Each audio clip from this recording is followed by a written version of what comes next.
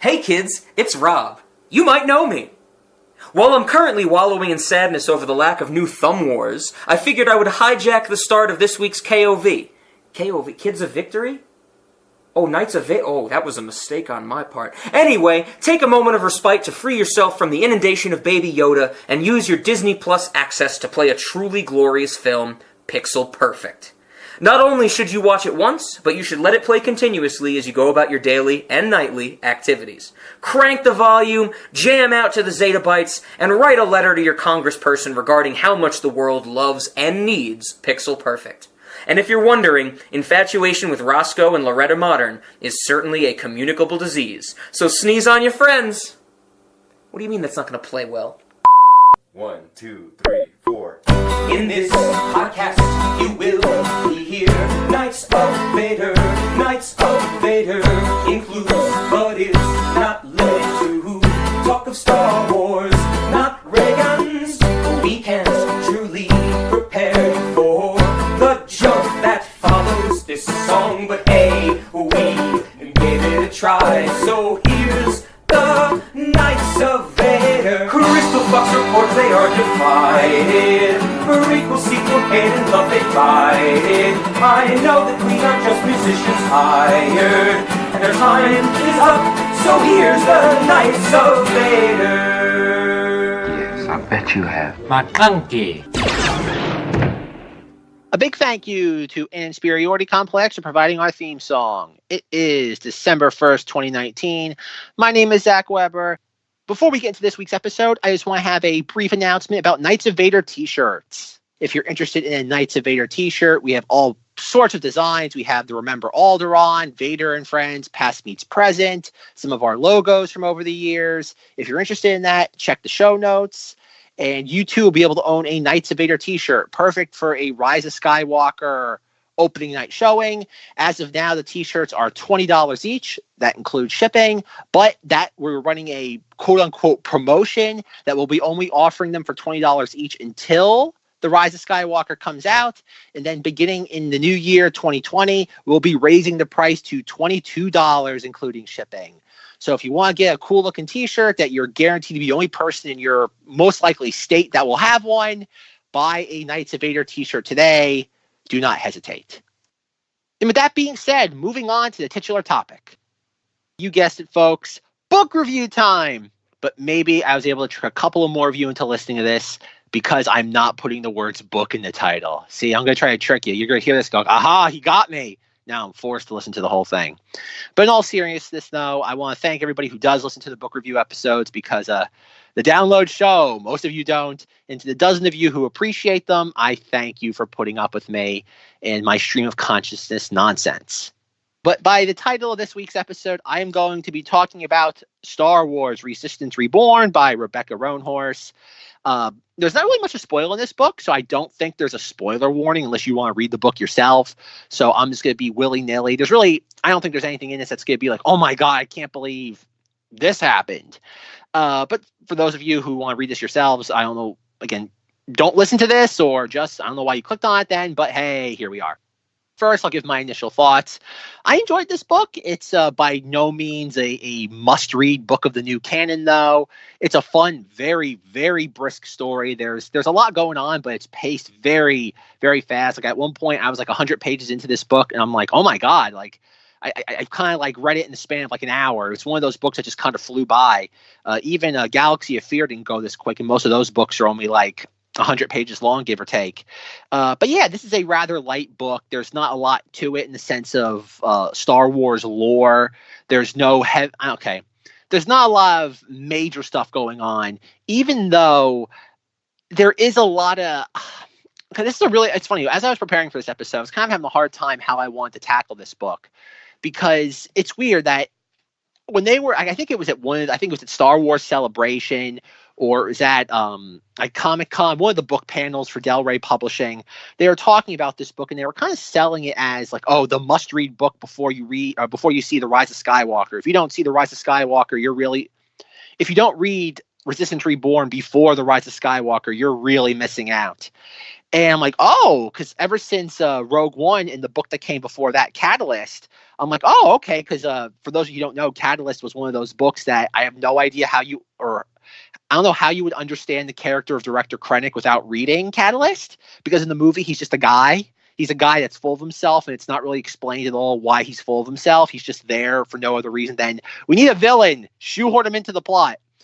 So when they said that Resistance Reborn was going to be one of those stories that you had to read before seeing the film, I'm like, okay, I'm sold.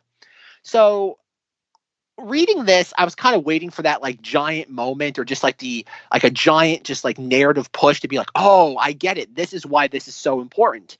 And then in reality, I was like, oh, I didn't need to read this. Like, don't be wrong. It's not like I felt like I wasted my time because A, this book didn't take that long to read, and B, not because there's not anything interesting that doesn't go on during it, but for a book that has like Rey, Leia, like and Wedge Antilles on the cover, they don't play a huge role. Again, this book is very much it's a story about the Resistance, I guess, just to lay out some of the plot right now. The book essentially takes place like about a week after the Battle of Crate, after The Last Jedi.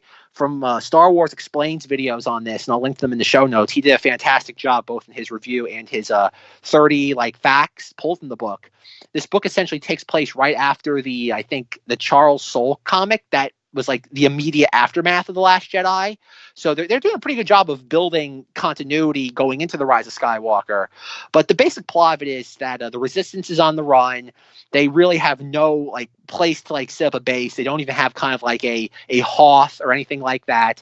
So they go to Ryloth, which you'll know if you're a fan of the Clone Wars, to set up like a temporary base because Leia can call in a favor. Somebody on Ryloth owes her some favors back during the Galactic Empire days, and even like the 30 years between where we are now and the original trilogy.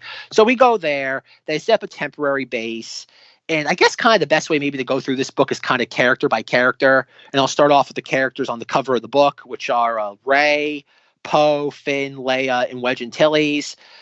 First, if you're going into this book wanting anything to do with Rey, you are out of luck.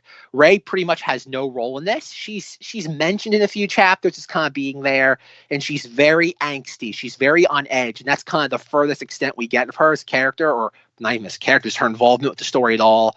I think it's definitely misleading that she's on the cover because she really has no role in this. And I get it. I would imagine all of Rey's character stuff is being saved for the film, but still, to have her on the cover is very misleading.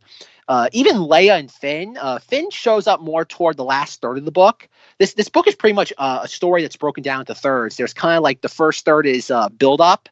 The first third is more kind of like, okay, what do we do now that like we have nowhere to go? And they, like I said, they find Ryloth and they set up shop on Ryloth.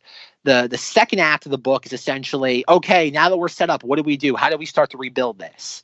And the third act is, okay, we're going to execute that plan now that we have it from the second act. And that's essentially it.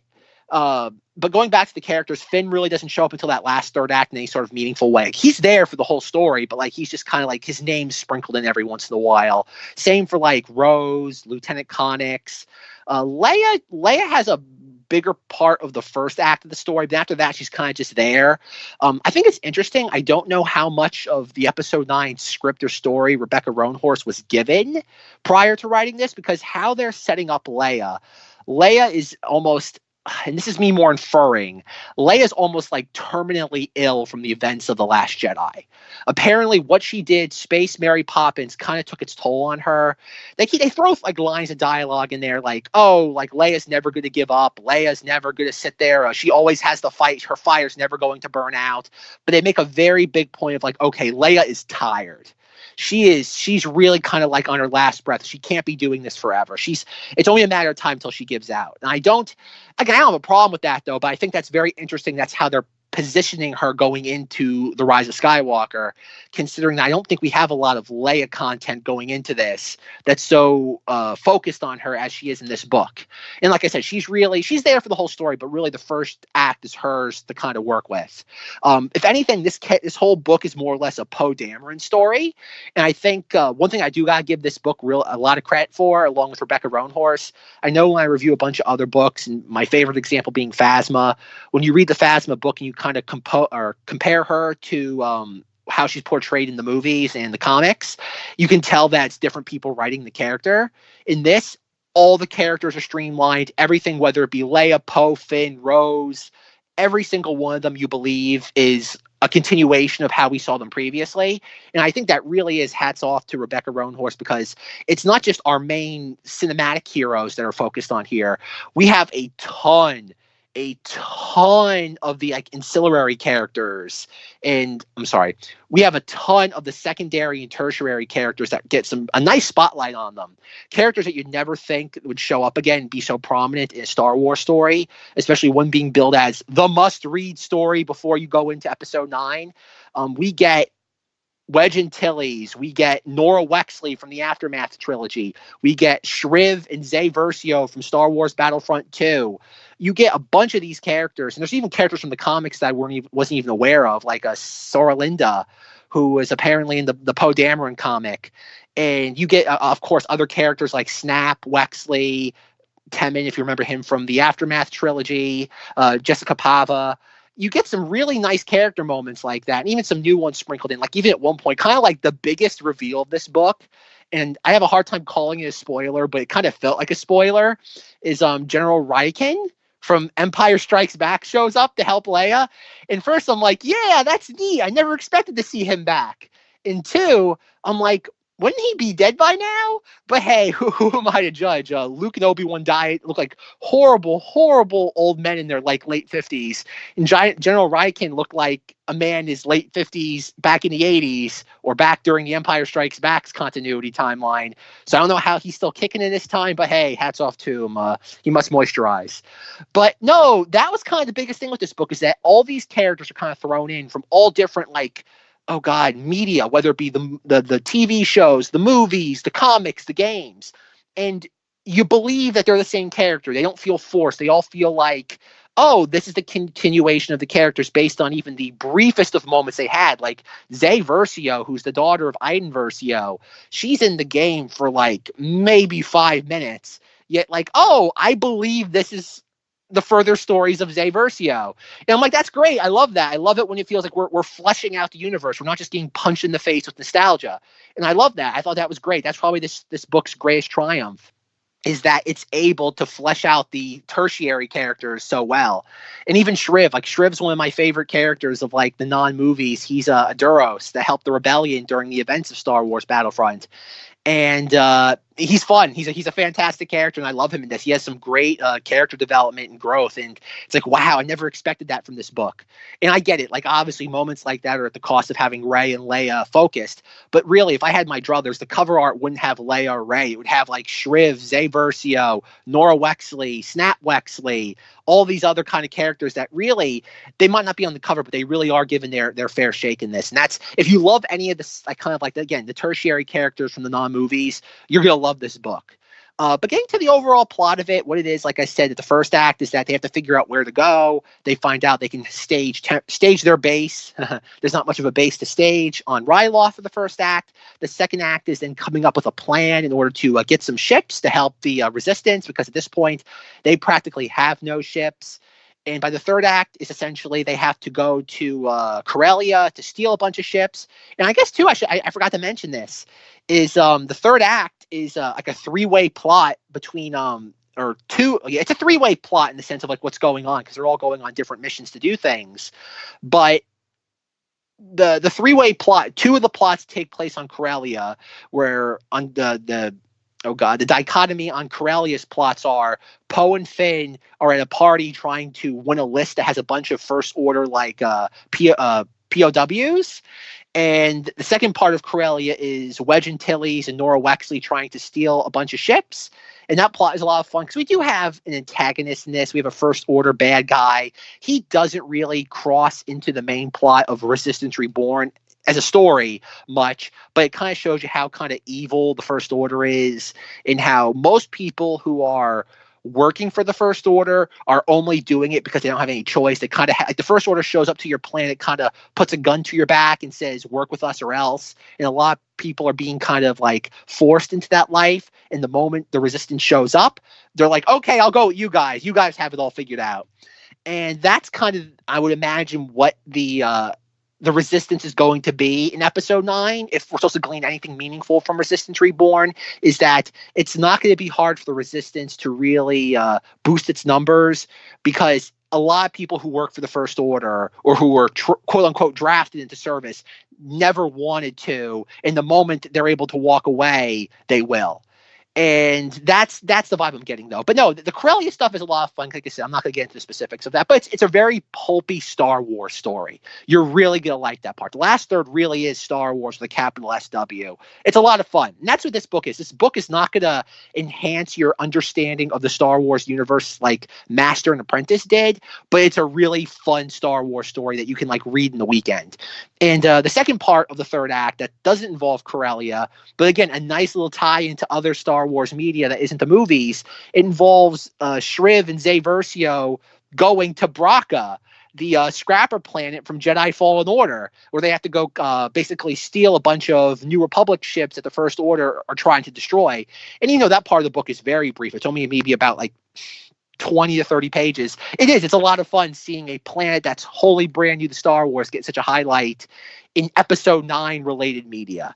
So again, I don't want to go into specifics, but in all honesty, when it comes to this book, if you just want a fun Star Wars story to read, pick this book up.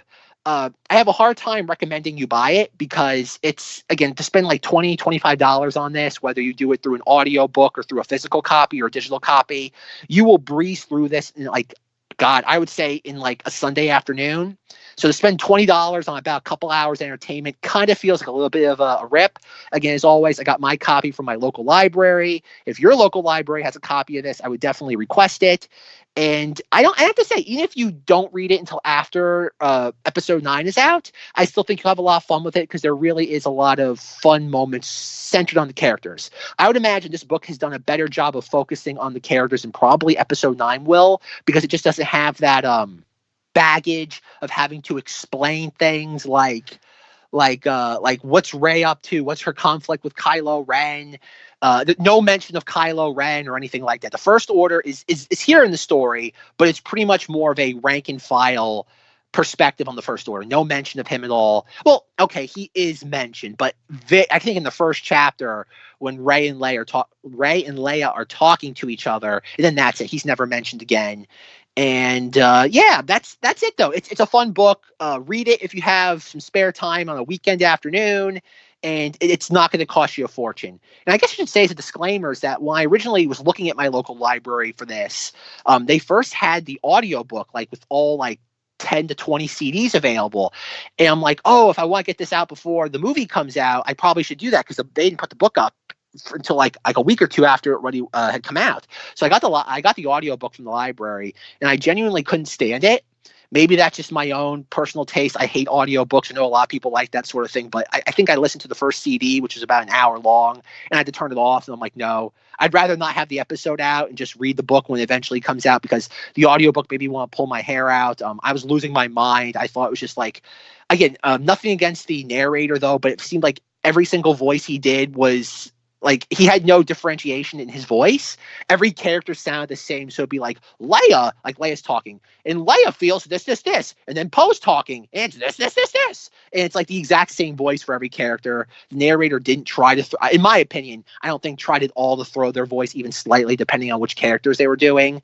I don't know about you, but Carrie Fisher and Oscar Isaac do not sound similar at all. And again, I don't know why the narrator did that, but to each his own. Maybe that's how he sees the characters.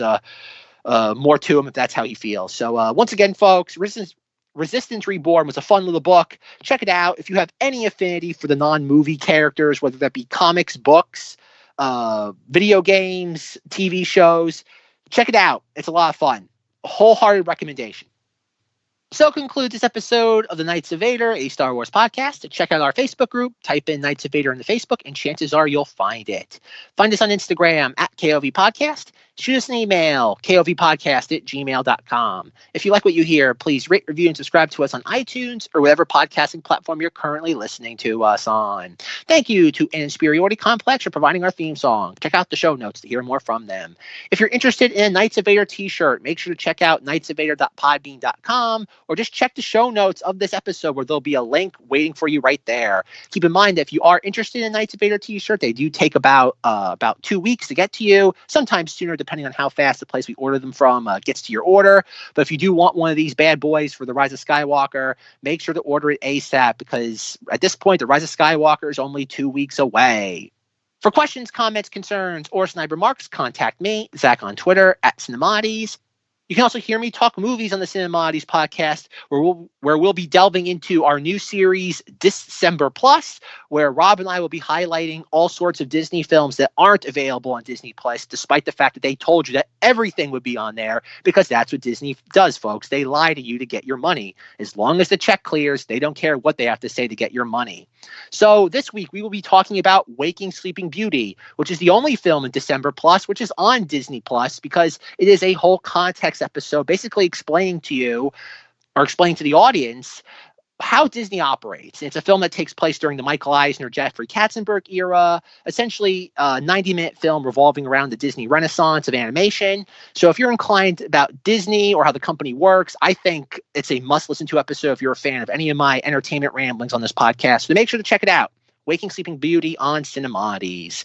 And make sure to also check out Zenger's show, ZengThis, and Rus's show, The Unbelievers Podcast, both available wherever podcasts can be heard. And with that being said, folks, good night, but not goodbye. And as always, remember Alderaan and down with the Empire.